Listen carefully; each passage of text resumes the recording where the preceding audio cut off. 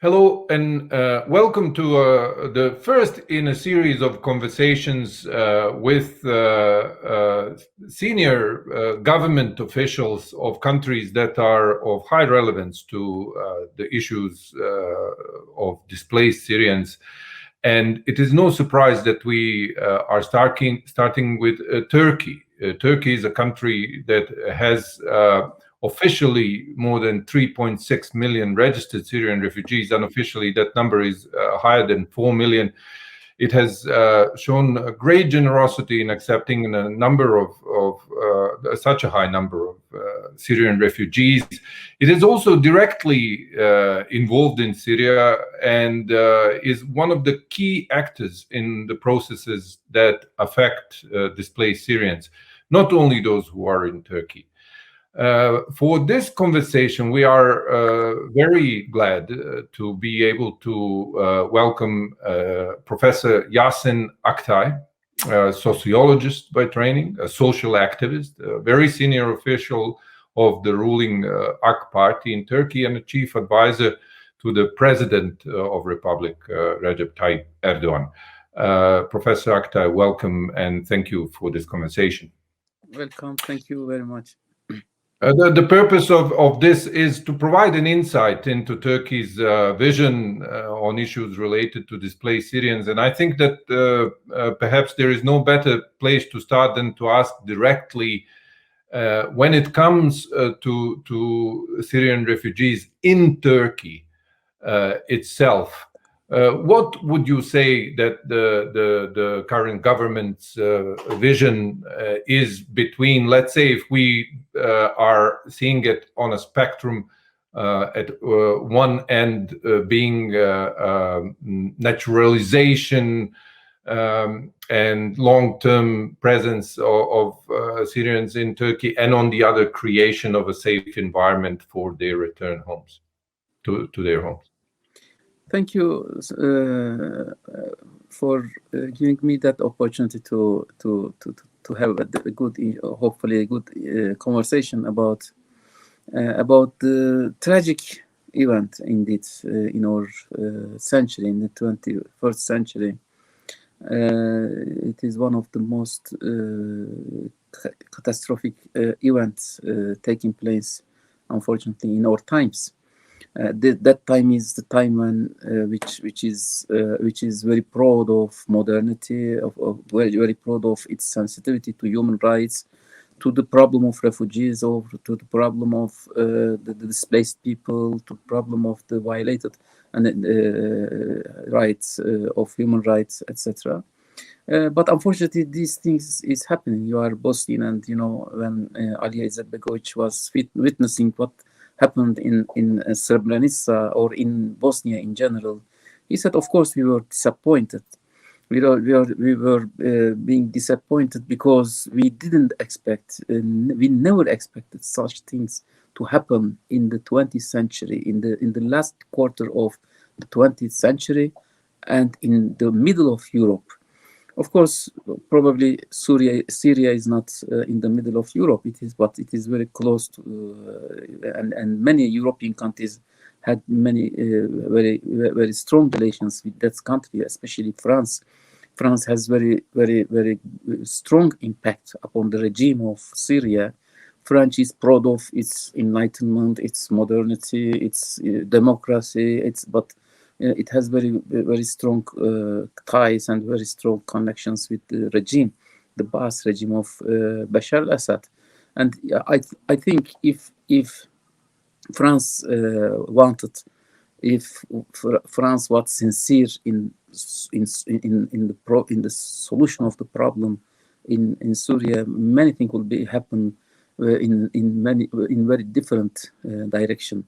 But unfortunately, the what is happening in Syria is not a matter of it doesn't matter many countries or those actors of democracy or human rights. And as for the very existence of the Syrian refugees in Turkey, Turkey became as you mentioned, one of the few countries were very being influenced from the Syrian crisis first, not to say more influensive upon the crisis, but which is being influenced, which is being impacted about whatever happened inside Syria, because Turkey has very very long border, about more than 900 kilometers border, and anything happening in Syria is directly influencing inside Turkey. And of course, we have not the luxury to say that, oh, it's not up to us. We are not interested about in what is happening in Syria, and they have their own internal problem, and we cannot be be concerned about what's happening. No, anything is happening. Anything is taking place in Syria has direct effect upon Turkey. So Turkey is involved, directly involved, and even without any deliberation and without any intention to be part of that problem. So the problem of Syria is problem of Turkey, of course, and so nobody can question about the Turkish relations with inside Syria. Inside Syria, the internal issue of Syria now is the internal issue of Turkey. That is the fact. And as you remember, it took about it became to the anniversary of the 10 years anniversary about the crisis which happened in Syria, and many people who came from Syria, who migrated to Syria, who refugeed to Turkey in the beginning of this crisis, they are here since 10 years.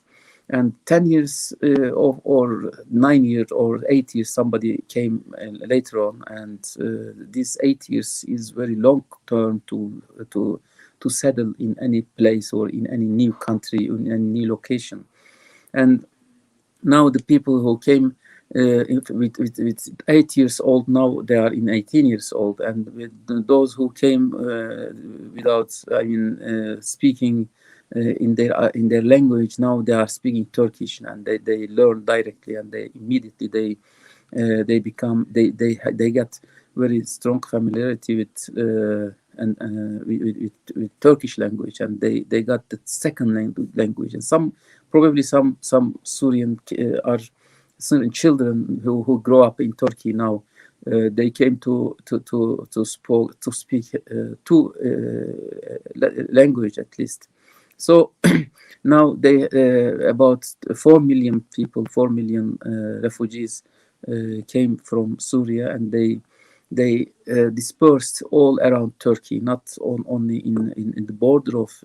At first, of course, we should remember that about the treatment of Turkey to them, about the policies and the practices of the refugee camp of Turkey, for example.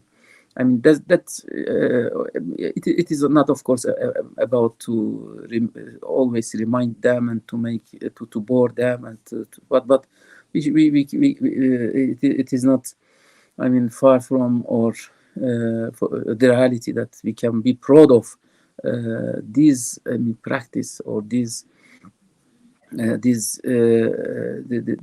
approach to the refugee issue. Because the standard of the refugee camp is the highest one in the world, the world has ever seen, and everybody now is appreciating this approach to the refugees in Turkey, because there are many cities in the border of Turkey, inside Turkey, of course. Now they are outside Turkey. Now they are in the Syrian part of the border.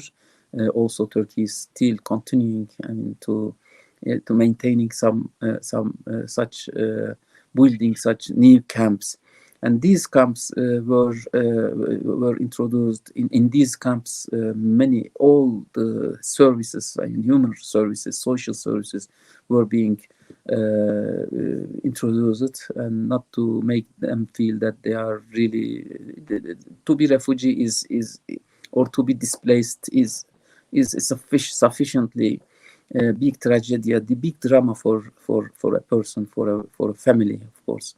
But those who came to find refuge, to find asylum from their home, they are sufficiently are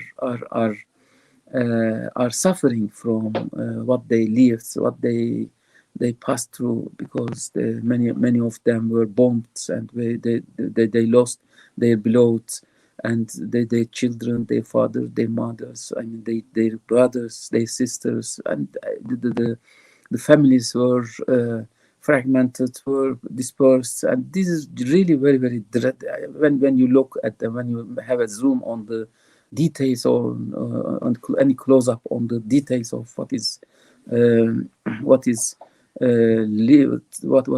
happening there, it is really very, very sad and very, very big tragedy. So if you have any heart, any human heart, you cannot keep insensitive, indifferent to what you see there. So Turkey, of course, when this crisis began in Syria, it took a stand. First, of course, it tried to have a pressure upon the regime, upon Assad. I mean, relying on their good relationship with Assad regime, with the Assad government, with Assad himself. The personal relationship with Assad and Erdogan was helping at the beginning, and Tayyip Erdogan tried to send his good messages and his advices, his recommendations about how to treat the protests, how to treat the demonstrations. And the only advice was to treat them in peaceful way, and not to bomb them, not to kill the protesters, not to apply to any violent means to hinder such protests. Of course, there are many other peaceful ways to hinder or to end such demonstrations, or to treat such demonstrations. Demonstrations are part of any, not to say democratic, part of any modern society. It's all the social life in our time, because we were in the middle of the Arab Spring period. And in the Arab Spring period, the demonstrations in all Islamic countries were in very peaceful way. They didn't need to be behaved in this way, of course. But unfortunately, Assad didn't listen Tayyip Erdogan or all other Turkish authorities who had a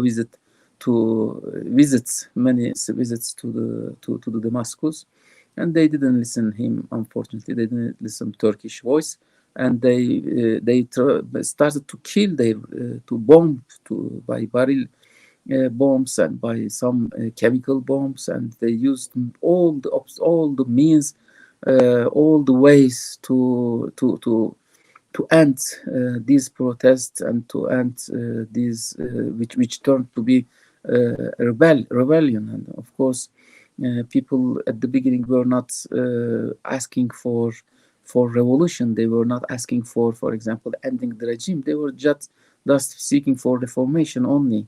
And at the beginning, the Shab was shouting that they were shouting الشعب يريد إصلاح النظام, instead of I mean the people are asking for reformation instead of asking for إسقاط النظام.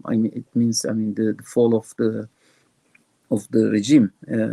So that was in the past, of course, and what happened, and we saw that thousands of people who were bombed by regime came to the border of about hundreds of thousands. Then it arrived that millions of people came to the borders of Turkey to seek asylum from Turkey.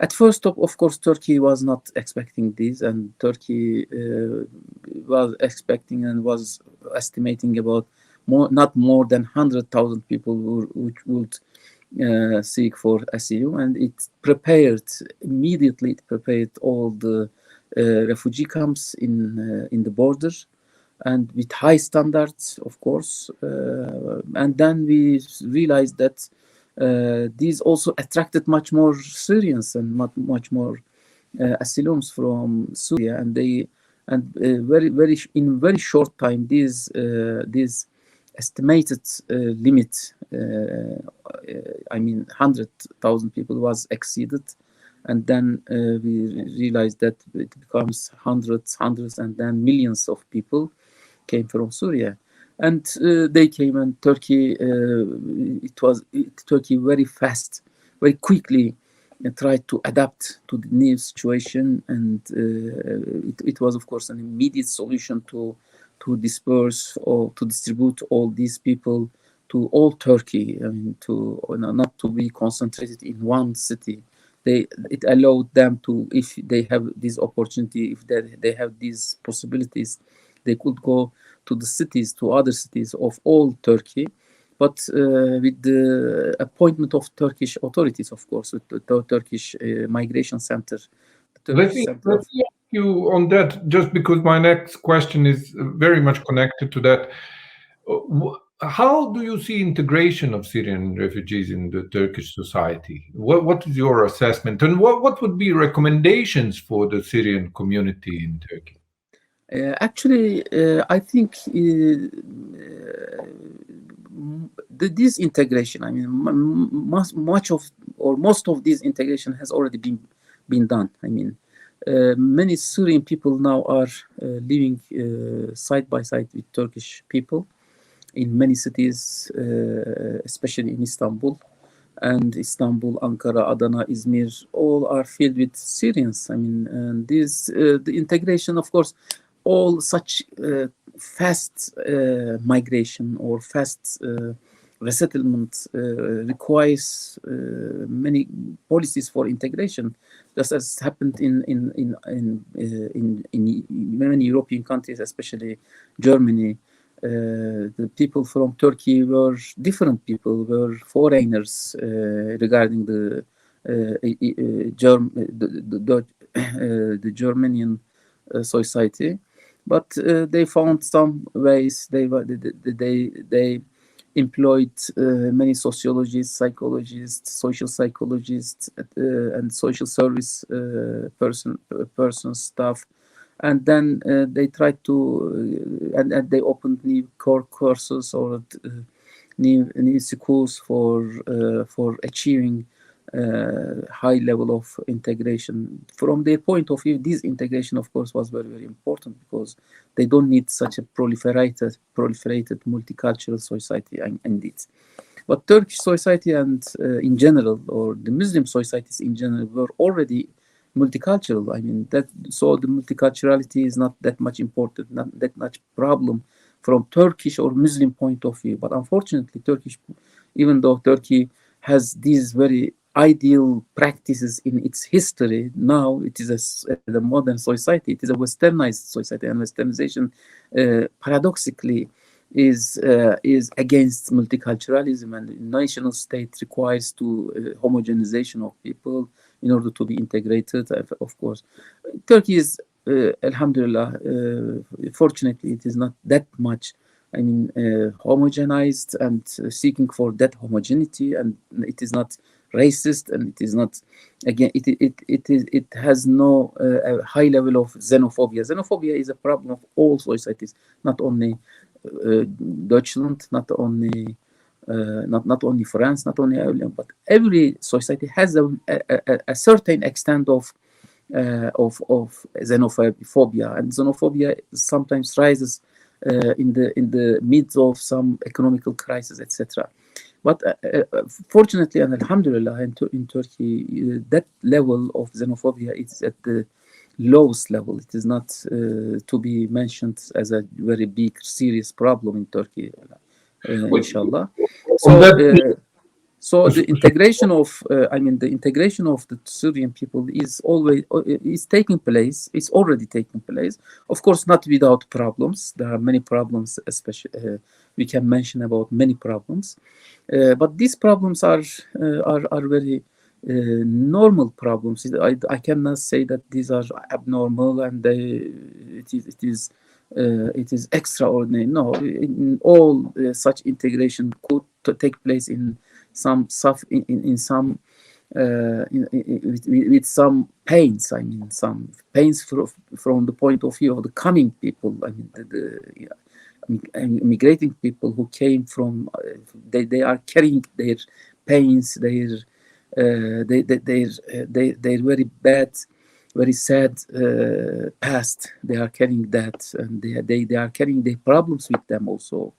And from the other point of view, the people who are accepting them, who are receiving that, I mean, the existing settled people, the Turkish people, when they are hosting these people, of course, it is another problem. I mean, if this is problem, it has sociological aspect. It is not only because of nationalism.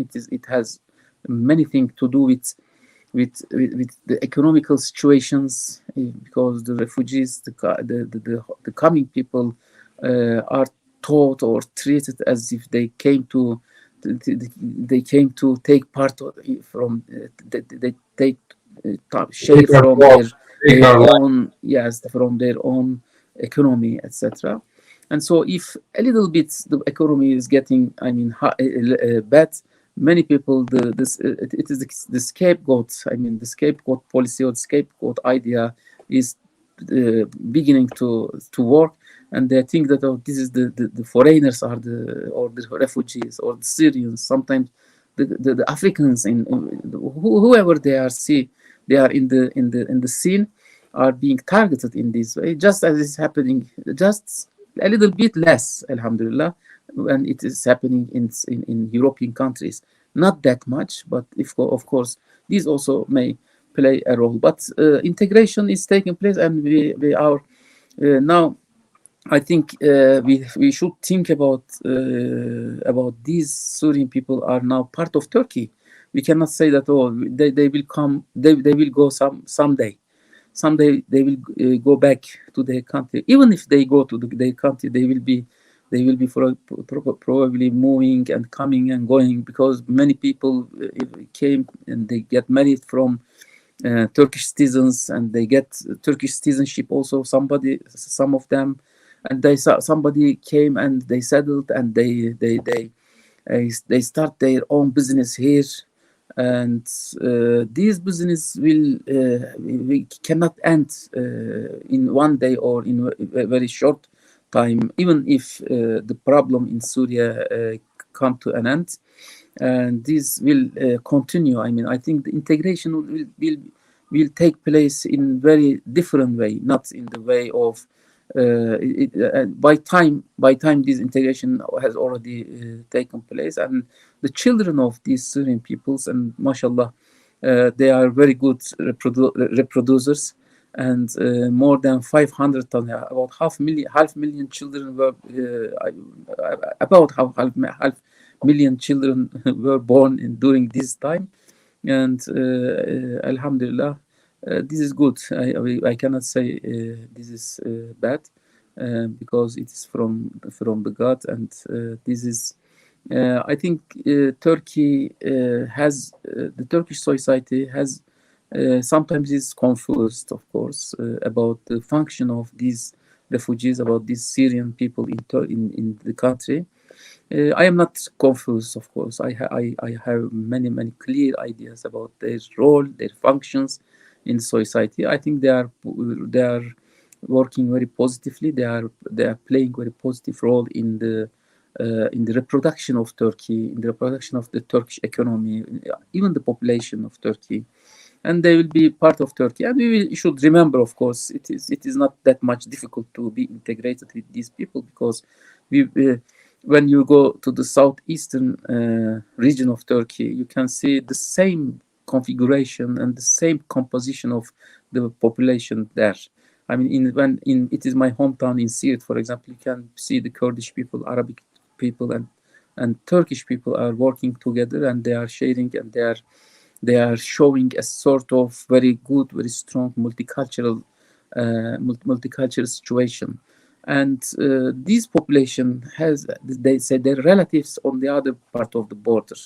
and the integration is the culture is not that much different. And we see, and the Syrian people are not lazy people. They are very good hard workers, and they are very good. They work good. So they are very clever. They are very smart people, and their children, especially in the schools, are very successful in their works, in their studies, in the schools, and I think they will play a very, very positive role in the development of Turkey, which is in the way of development already. I think this is a very important point. As a Bosnian, I now, 25 years after the end of the war in Bosnia, we see how much Bosnians have contributed to various societies where they were accepted as refugees. That, from a personal perspective, having now worked with my Syrian sisters and brothers for a while, I can see firsthand how much they are contributing to Turkey and to other countries. And this is something that gets overlooked very often because, like you said, the narratives are often refugees are coming in, they are taking our livelihood and all that, when refugees are very often contributing a great deal. But let me move to another topic, which you kind of mentioned tangentially, and that is Turkey's cooperation with the European Union regarding Syrian refugees. We know that there is an agreement in place. Europe, unfortunately, is adopting, and as a Bosnian, I can see that firsthand, a policy of militarizing its borders against refugees, against migrants, turning them away at any cost. We could see that in that conflagration on Turkish-Greek border earlier. What would you say, how would you describe this cooperation or relationship with the EU when it comes to Syrian refugees? Let me say first, to be honest, when we are looking at the Europe in general, you can criticize the European Union in general. But for example, I cannot criticize Germany. Yes, I can criticize, but not deeply, because I really, to be honest, I should appreciate the situation and the policies of Germany about Syrian refugees. Of course, not to talk about the European Union in general, because in Germany, even though it has any border with Syria and Syria is far from it, but people are coming to find asylum in Germany, and now Germany is already accepting and hosting about more than 1 million Syrian. It is not simple number, and this also had a very strong impact upon the economy, upon the social situation of Germany, and of course, what it is doing is not the ideal, but it is compared with other countries, it should be appreciated, I think, and should be we should be honest, we should be fair about our criticism. But in general, this problem is already, the Syrian problem is not the problem of Turkey only. It is also the problem of Europe. If Turkey not, for example, hindering and hosting all these people, all these refugees their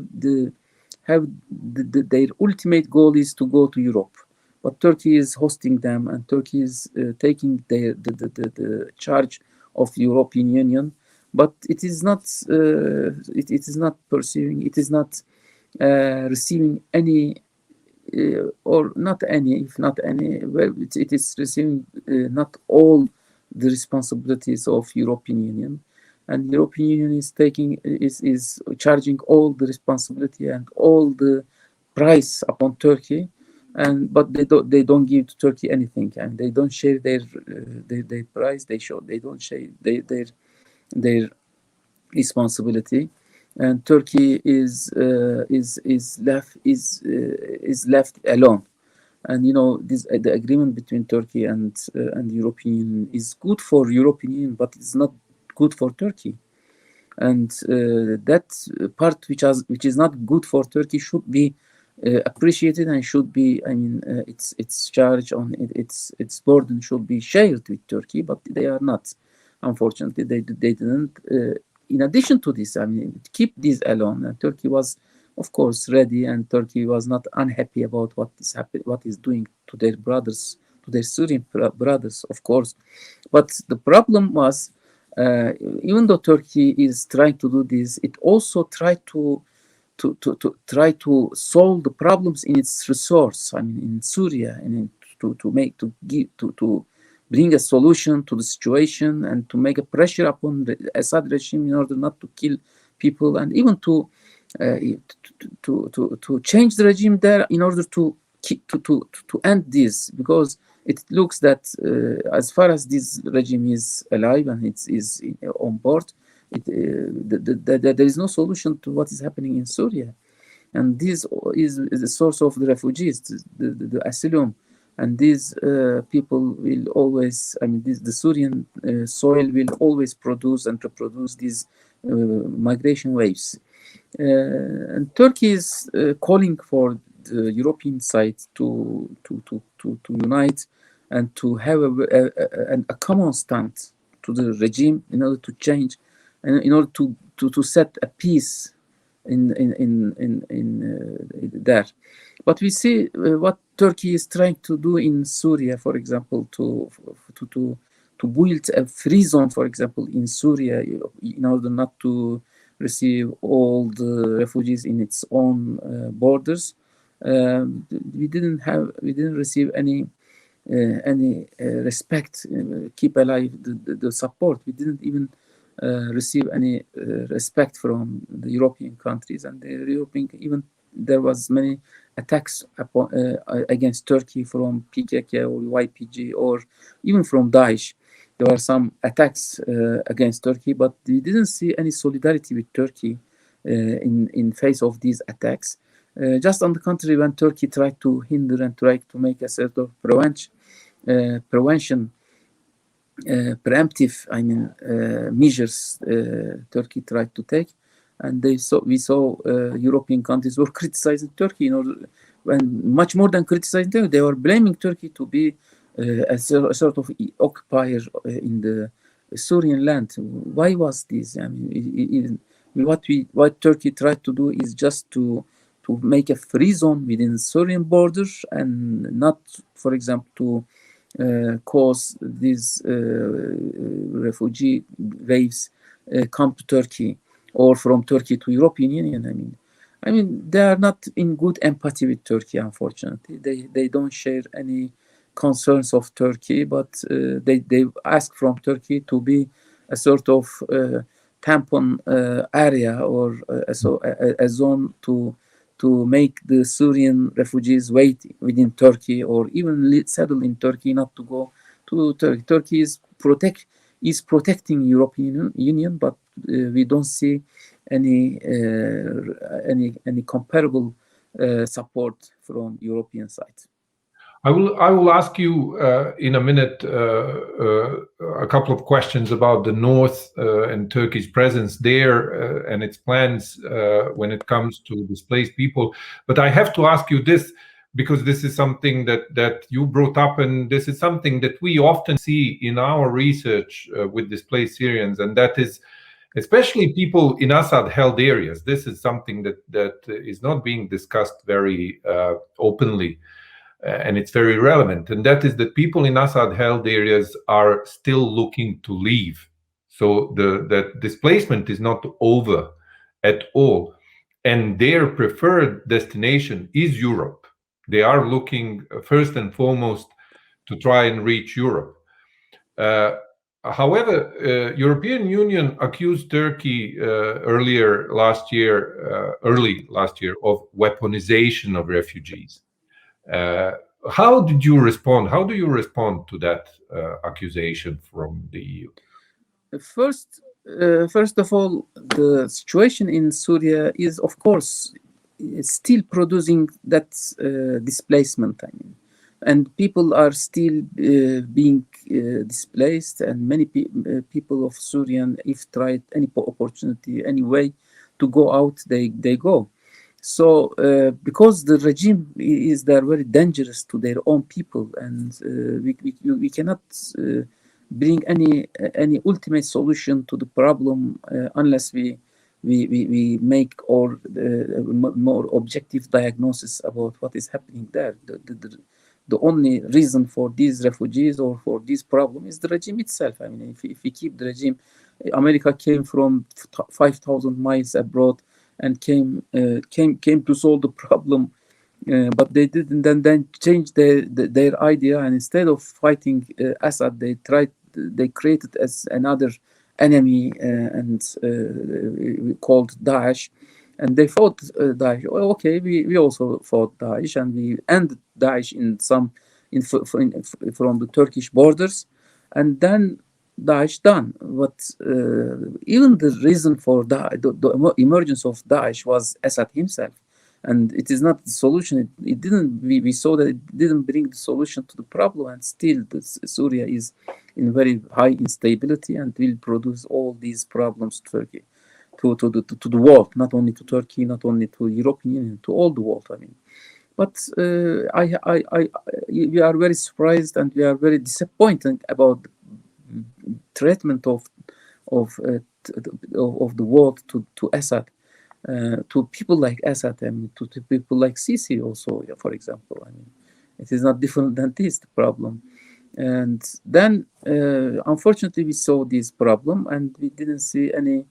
Now, the problem is still there. And as for the problem of the Turkish weaponization of the Syrian refugees, it is not true. Of course, Turkey didn't want to make anything like this. Of course, Turkey, all the people who are Syrian people in Turkey are welcome in Turkey, and they are now. We cannot even say that, oh, they are a problem for Turkey. No, they are part of Turkey now. If Turkey have any problem, of course, they are ahlan wa sahlan. They are part of our world, and we will try to undertake all these problems or all these solutions all together, inshallah. And European Union, of course, the problem with us, or the problem of European Union with Turkey was that, of course, when Turkey was being attacked from this part of Syria, from its own borders, we didn't see any solidarity with. We keep aside what we saw from the support from European Union. We don't ask for their support. Just we wanted them to be especially respectful to Turkish right of defense, self-defense. I mean, to Turkey, because was being attacked by the terrorists. Turkey, about 37 soldiers of Turkey were killed in Idlib or in Syria, and that made Turkey very angry, of course, about the stand of European Union. And then, of course, it opened the door. It didn't do anything else. It just opened the door and didn't preclude, didn't hinder any Syrian people if they wanted to go to Europe. So we of course we didn't send any Syrian people by force. We didn't force any Syrian individual to go outside of Turkey, but we opened the door. Whoever wants to go, we let him go, and even these created very big problem, very big chaos for European Union. And now we saw that the European Union values were tested, and they lost this test. And we saw that all these values which were being very proud of were just fake values, and they didn't keep loyal to their own values. And this was, of course, the only point that Turkey could play. Let me now ask you, since you mentioned the Turkey's operation in the north, First, what is Turkey's long-term plan, long-term vision for the return of the people who got displaced by Turkey's operations? The people who were displaced by Turkish operation are not very big number, and even those people are safe even if they want to go to their own hometown. And I think it is not a considerable amount, the considerable number now. Whoever wants to go now, these places, I mean the place which were displaced by their own people, are now very prepared, well prepared, open and ready to the return. Turkey is not like the Assad regime which killed their own citizens. And Turkey created all the situation and the conditions for those who want to return back to their homes. And even those who were displaced came to Turkey. They didn't go to any other place, for example, not to Assad regime's hold areas. And mostly they came to Turkey to find they displaced not to any place else. Tell me about the long-term vision for Idlib when it comes to Turkey. What we see now there, somebody the other day mentioned the term Gazification, as in millions of people crammed into very small area in very difficult conditions, which is inevitable to put more pressure on the Turkish border because the conditions there are simply awful. How do you see the long-term solutions when it comes to Idlib?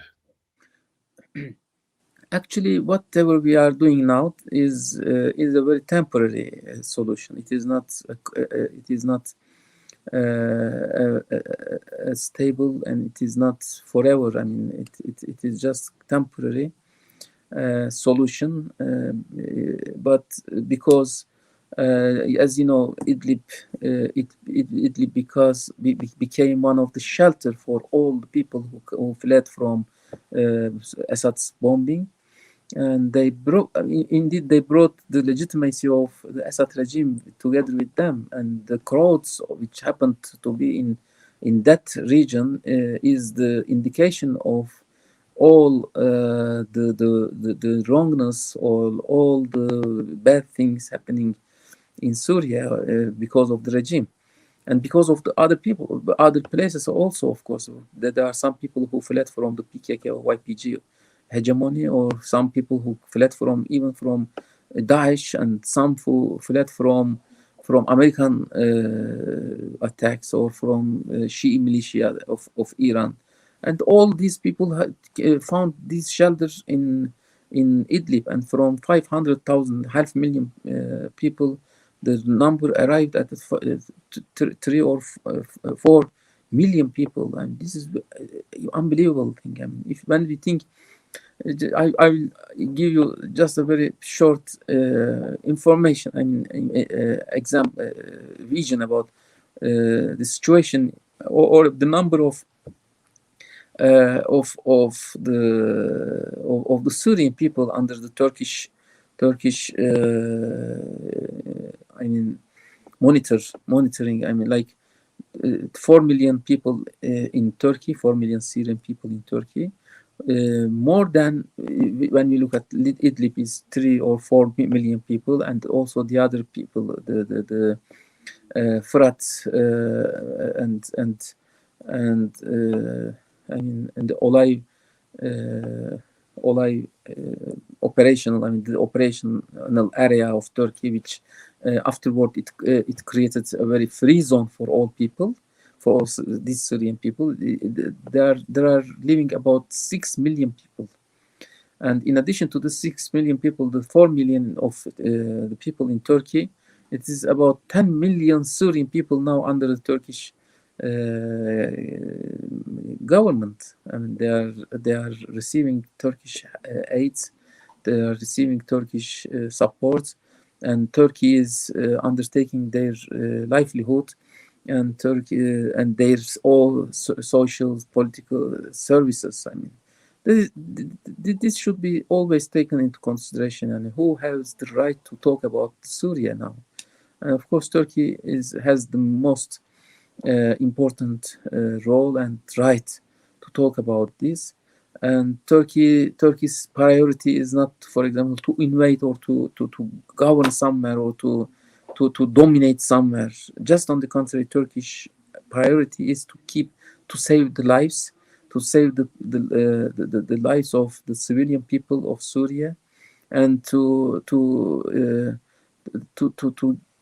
introduce them the basic human livelihood or human rights. Turkish goal is only this, and of course, in Idlib, the existing solutions in Idlib, and the existing situation in Idlib is temporary. Of course, it is not constant. It will be not a constant solution, and we hope and we try to develop. Of course, with dialogue, with political dialogue, with all the relevant parts of the issue, we try to develop any constant solution, political solution, which will help build a new Syria by their own people, by its own people, by the Syrian people, and to leave Syria to the Syrians, of course. Not to let anybody, any other parts invade and occupy Syria. But Syria will, at the end, inshallah, Idlib is not normal. That much people are living in Syria in such a small area of the region, and of course, those people are making a pressure, that you are right, on Turkey to come inside Turkey, because Turkey is more attractive for them, and it's comparably, of course, it is relatively better for them, and they are looking for the better. That is from the human nature. That is a sort of, tendency of the human nature. Everybody is trying to find a better place for himself. Let me ask you one last, maybe it is a significant, large question, but I think it is apt to finish this rich conversation. And you repeated many times that the solution is in Syria. Everybody agrees. I would say displaced Syrians, most of all, agree that the solution is in Syria. The solution is establishment of a safe environment for safe and dignified return. The question to you is, what is Turkey's view of that future? And I'm asking this in the context of a situation where we have Russia organizing return conferences with the Syrian regime in Damascus recently, falsely claiming that conditions exist for people to return, when that is not true. I'm also asking this in the context of the new American administration, with some old faces, but some also new positions, at least publicly stated.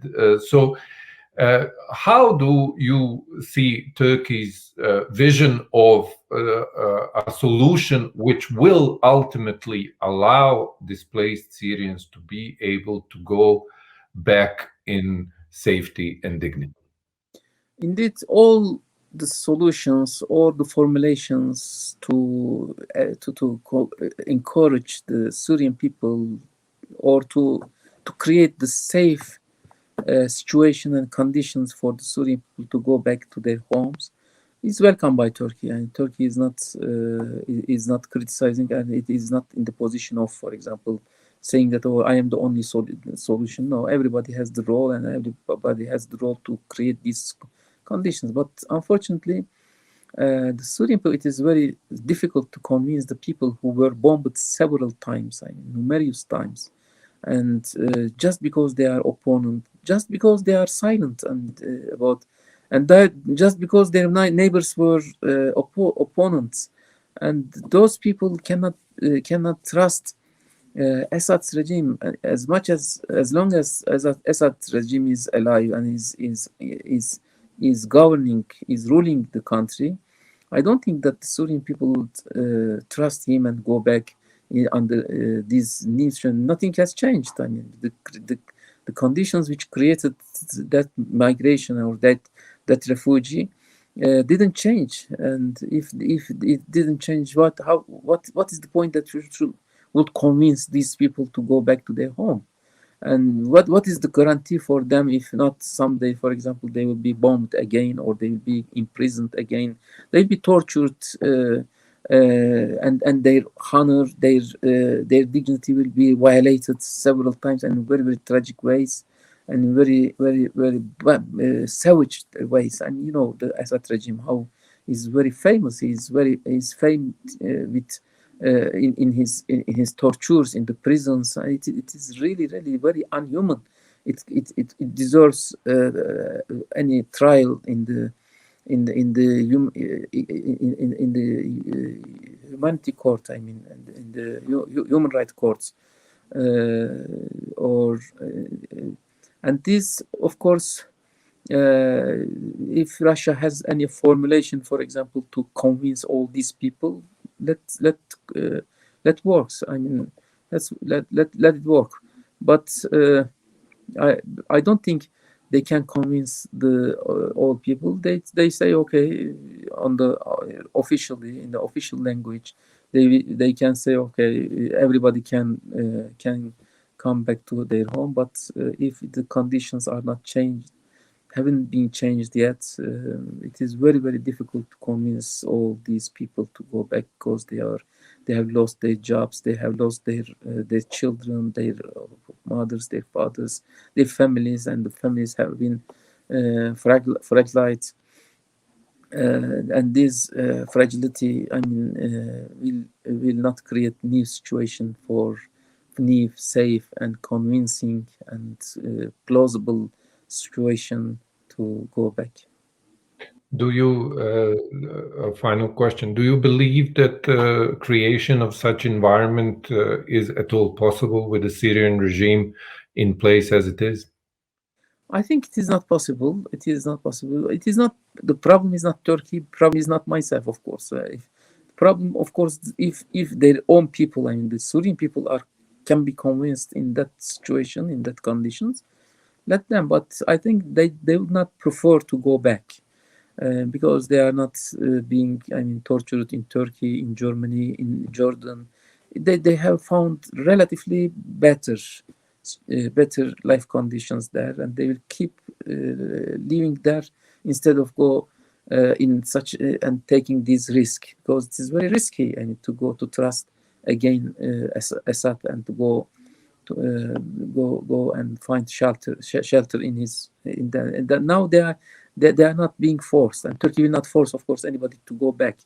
Of course, whoever wants to go, and Turkey is trying to find and trying to create the conditions, the environments which will make them, which will be work very attractive for them. But now it is not as much as we look. It is not that much attractive to them. We have no resistance to this. Actually, we cannot resist. We have not the luxury to resist to this, of course. As Turkey, whoever wants to go, I mean, we are not in the position of hindering him or being obstacle to their back home.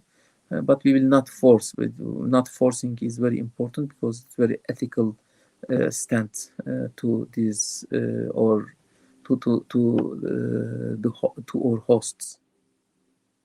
And it's a tenet of international law. Non-refoulement is one of those. Yes. Also, there is an international law about them, of course, not to send them back, not to force any refugee to go back.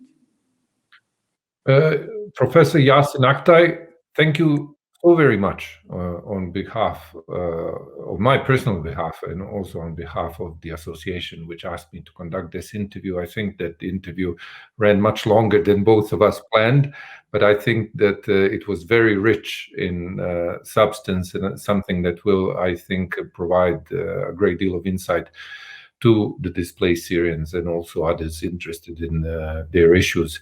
I wish you all the luck and thank you again for a great conversation. Thank you.